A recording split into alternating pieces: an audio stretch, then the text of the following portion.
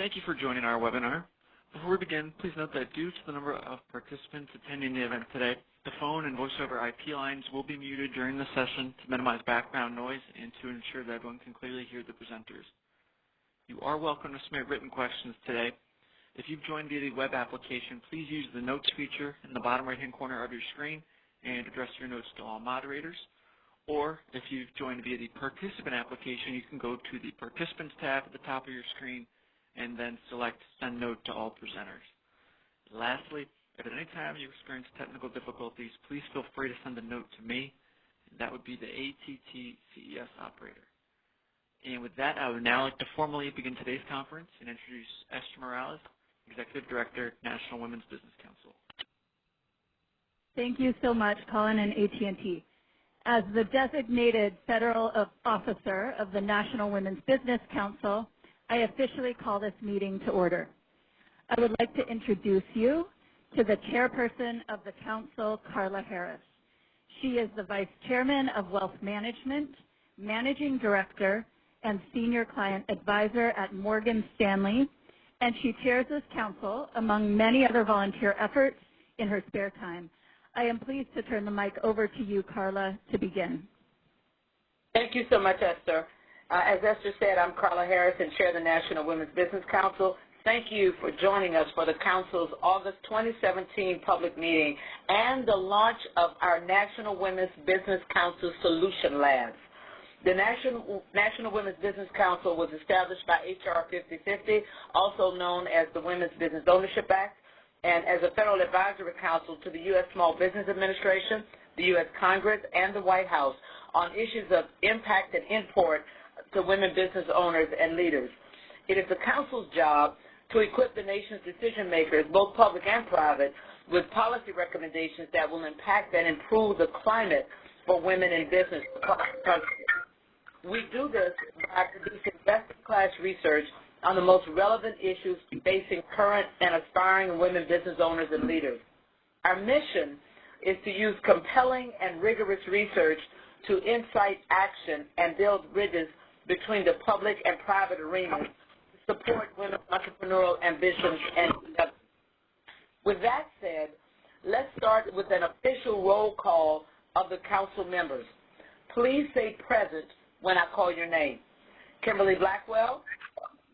Present. Rosanna Privatera Biondo. Present. Carrie Warburg Block. Present. Sherry Stewart Deutschman. Present. Jen Earl. Present. Dr. Marsha Firestone. Whitney Keys. Pam Prince Easton. Present. Deborah Rosado Shaw. Present. Ann Shabunko Moore. Present. Rose Wang. Present. Thank you very much, Councilwomen. Ladies and gentlemen, this is your National Women's Business Council. We have a full agenda for today's public meeting, so let's get started. Advance the slide, Colin. This is our last public meeting for fiscal year 2017, and we're using this half hour to discuss the various ways we are putting our goals into outcomes and building on our mission. We are excited to share new research since Q3 on ongoing research projects, a completely new portfolio of research that we are conducting together with the Library of Congress, and, of course, our public engagement activity. After these updates, we'll have some time to hear from you, as we always do, via Q&A. We value your input and want to be sure to respond to any questions and comments that you may have, and your input thus far has been outstanding, so please do share with us your thoughts, concerns, and questions. If you're unable to get your question, please do not hesitate to reach out to us at info@nwbc.gov. We're also taking today's conversation online throughout our public meeting. You can also join the conversation using the hashtag #SolutionsForHerBiz. That's the number 4. #SolutionsForHerBiz on Twitter, Facebook, and Instagram. Our Twitter handle is @NWBC.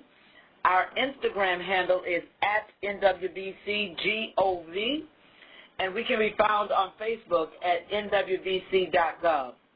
Lastly, our website is www.nwbc.gov, and that's where you can download all of our research. That is all for our agenda and housekeeping, so let's get the show on the road. Today we are joined by women business owners, thought leaders, corporate partners, entrepreneurial development organization program managers, policymakers, and other stakeholders. And most especially, I'd like to welcome right now the almost 100 participants from Nashville and Seattle. Good morning, Seattle, and good afternoon, Nashville.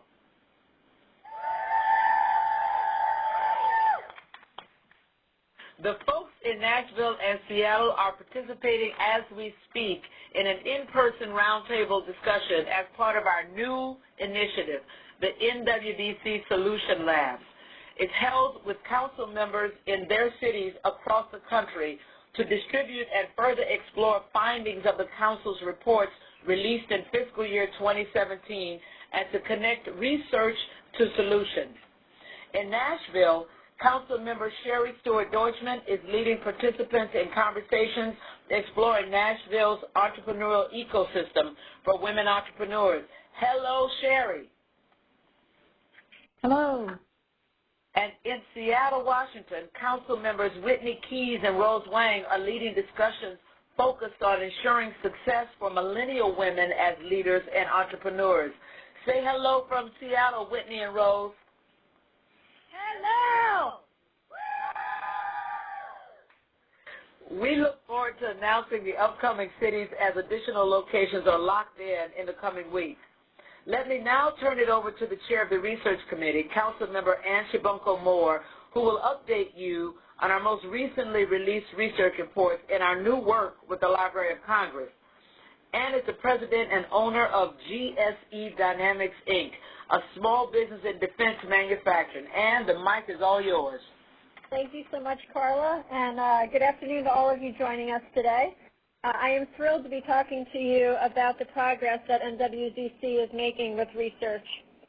The Council views research as the springboard to action, and our research portfolio spans each of our 4 pillars: data, access to capital, access to markets, job creation, and growth. Slide 7, please. This year has featured the most aggressive research agenda in the Council's history to date.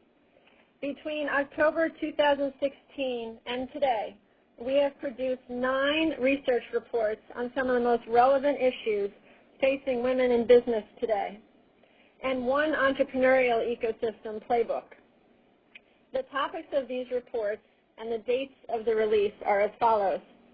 On October 4th, 2016, we released Black Women Entrepreneurs, Past and Present Conditions of Black Women's Business Ownership.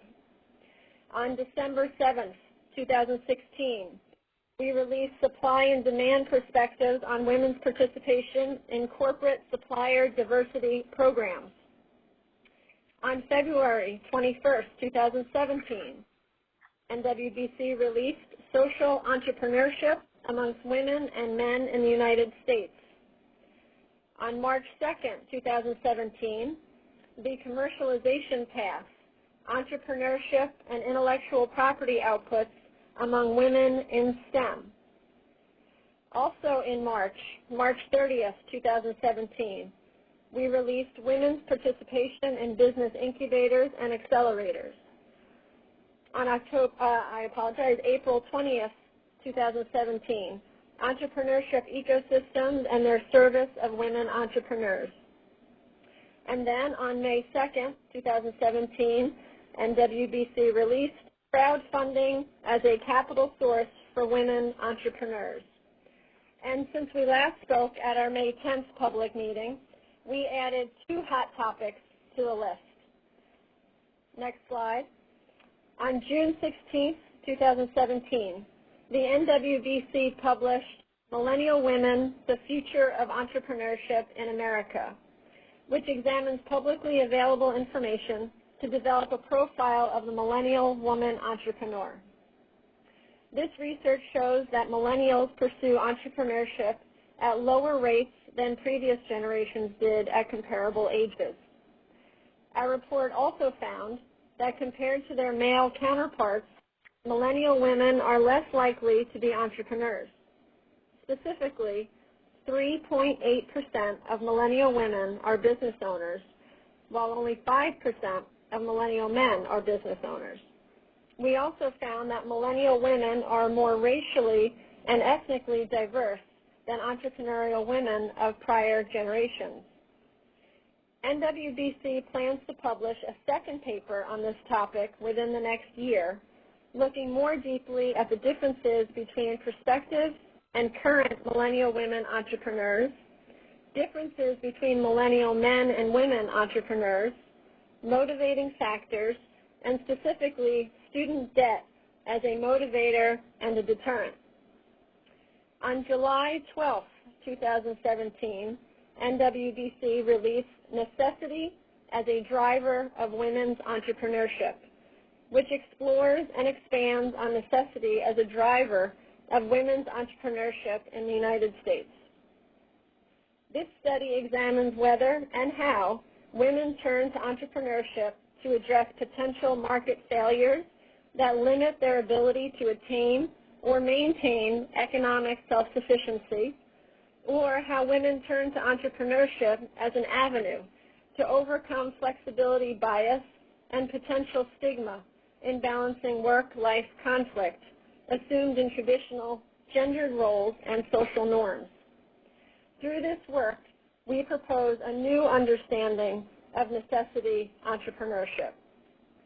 And in order to strengthen and extend our work, we are exploring this topic more deeply with case studies of women across the country. Please stay tuned for the release of that work in the fall. Next slide. As for research that is in progress, we ask you to stay tuned for the following. Our study of Hispanic women entrepreneurship. In this paper, we examine the diversity of the population of Hispanic women business owners with a particular focus on educational attainment, income, country of origin, state of residence, and English language skills, among other characteristics. This research aims to help identify appropriate support mechanisms for Hispanic women entrepreneurs who wish to start or scale their businesses. We're also in the midst of wrapping up our research on women veterans and business. According to the 2012 Census Bureau's survey of business owners and self-employed persons, there are over 2.5 million veteran-owned businesses in the United States, with 15% owned by women. This report looks more deeply into the business needs of this specific population. Publicly available data sources are useful for many NWBC research projects, yet there are many gaps that they leave. NWBC has contracted with a firm to develop a brand new survey of business owners and representative sampling scheme. We look forward to collating original data with this survey in the coming months and years. Next slide.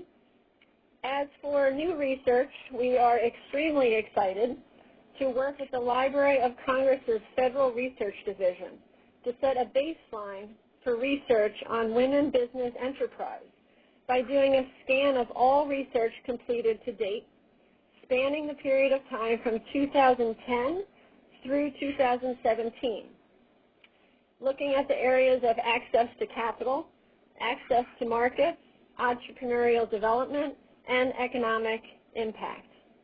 This landscape scan will identify emerging trends in these key areas along with political, economic, social, and technological dimensions. We look forward to keeping you updated on these important efforts, and I thank you for taking the time to listen to all the research progress that we as NWBC has done this year. And now I turn the mic over to the Chair of the Communications Committee and Council Member Kimberly Blackwell for communication updates. Kim is the CEO of PMM Agency, an award-winning multi-million-dollar brand strategy firm. Kim, I turn the program over to you. Thanks, Ann, and good afternoon, everyone. Greetings from the great Buckeye State of Ohio. I'm pleased to present to you a brief overview on the Council's active participation and communications. Next slide. In May, the Council supported the SBA's Office of Investment and Innovation's National Small Business Innovative Research and Small Business Technology Transfer Programs Conference in National Harbor, Maryland, by convening a panel titled Encouraging Innovation, Raising Awareness of SBIR as TTR on University Campuses that encourages innovative ways to increase the number of women, minorities, and other underprivileged or underrepresented populations of entrepreneurs with opportunities that bring products to market through commercialization process.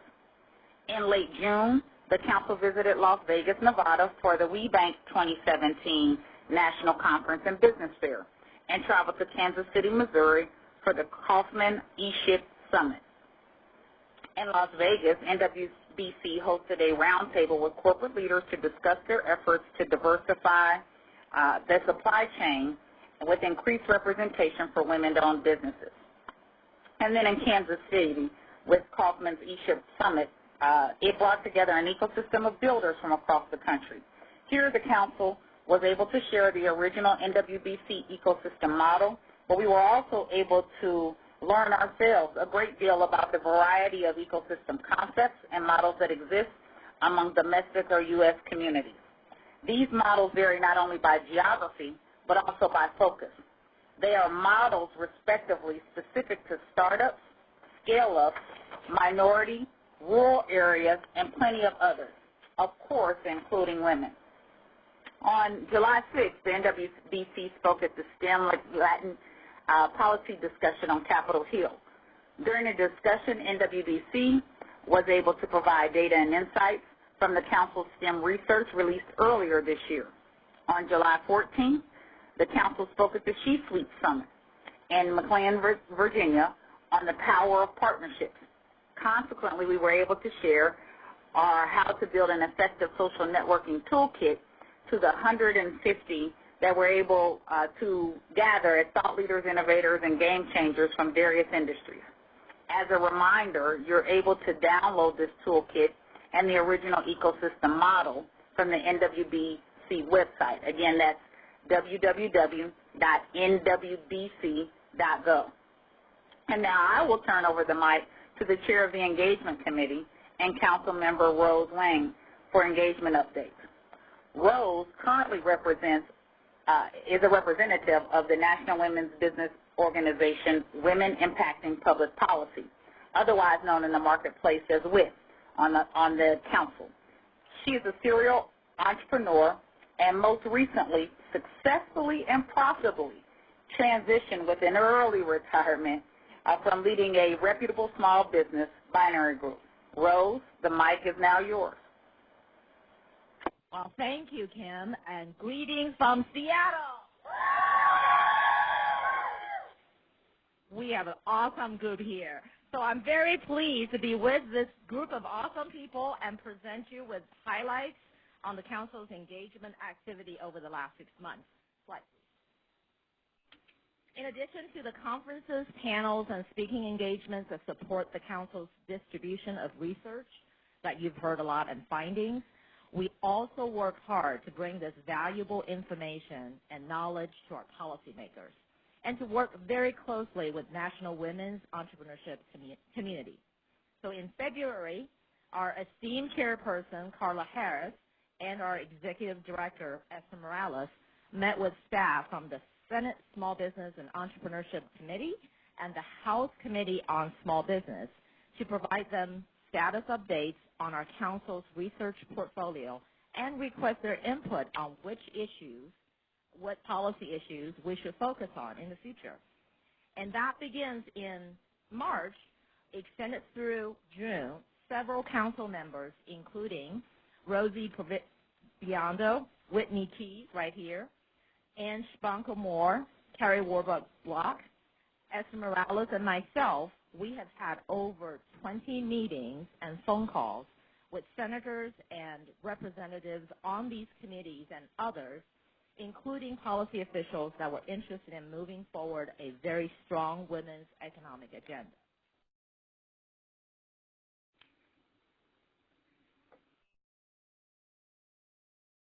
In March, the Council also welcomed over 30 leaders of the women's entrepreneurship and business community to a meeting at SBA's headquarters in Washington, D.C. Among many important updates with the organization I represent, presented the latest report called Do Not Enter, Women Shut Out of U.S. Government's Biggest Contracts. I encourage you to take a look, as well as our 2017 update of the Economic Blueprint. And WeBank shared results from its Future of Industry Conversations. Those are for those who are interested in supplier diversity. Those are very good reports. In April, NWBC brought together over 20 managers of local incubators and accelerators representing a diversity of programs, including those with a focus on women, underrepresented populations, STEM, veterans, and social enterprises to discuss best practices and the persistent challenges of startup needs.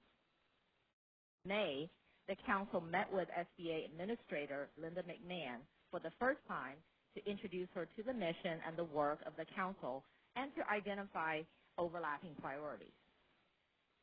And in June, the Council participated in WIP's Coalition Partner Meeting, where WIP shared findings from its partnership with American University's Togat Tax Policy Center and Professor Caroline Buckner's tax report, which is titled The Billion-Dollar Blind Spot. Women business owners miss out on key tax provisions designed to stimulate small business growth. So I'll close this by thanking the many women's business leaders, the senators and representatives and their staff who we have met over the last 6 months, SBA's Administrator Linda McMahon, and all others who have worked so hard to make progress on reducing and eliminating barriers for women business owners and entrepreneurs. Appreciate that very much. With that, I turn the mic over to our chair, Carla Harris. Thank you so much, Ann, Kim, and Rose, for the research, the communications, and the engagement updates. Participants, we are now ready to answer any questions that you might have via phone or online. We did receive a written question. I believe this is for Carla. It says, can I get a copy of Black Women Entrepreneurs Research? I'm working on a dissertation for my doctorate and would like to see the research. Thank you. Absolutely. If you would go to our website, www.nwbc.gov, you'll be able to get a copy of the research there. Okay, and we will post that right now in the software also where all the guests can. Okay. All right, and I believe this one is for Esther. What direction do you see for this Solutions Lab series? Well, thank you for the question. We are excited to bring the Solutions Lab series to every city that we have a council member serving on, and we will keep you updated as to those locations. So if you get on Twitter or get on Facebook or get on Instagram, we always put out those locations well in advance, and I encourage you to go to our social media to get the live and most frequent updates on those cities. And Esther, if I might add on to that for the person who asked the question, there are sort of three things that we'd like to accomplish with respect to the labs. The first is actually to get closer in communities where we know that there are a good concentration of women entrepreneurs to really understand and make sure that we have the latest understanding of what the challenges are so that it might inform further things that we study with respect to our research. As you heard from the research report today, we have done an amazing amount of research over the last few years, and certainly in this fiscal year, this has been our most ambitious year yet with respect to research. And part of putting the lab on the ground, if you will, not just centrally at our headquarters in Washington, is to understand that there are other things that we should be studying, other things that we should be illuminating that are challenges for women around the country, and whether or not in that locale we can actually go deeper around solutions, even deeper than what our research might have suggested in our conclusions. So that's the second thing that we hope to accomplish with respect to the lab. The third thing is to create greater connectivity among women entrepreneurs, even in that local ecosystem. Because one of the things that we have found as we have moved around, and as you all know on the call, we have had our quarterly meeting in Atlanta, we've done it in Detroit, we've done it in Austin, Texas, so we try to get out across the country.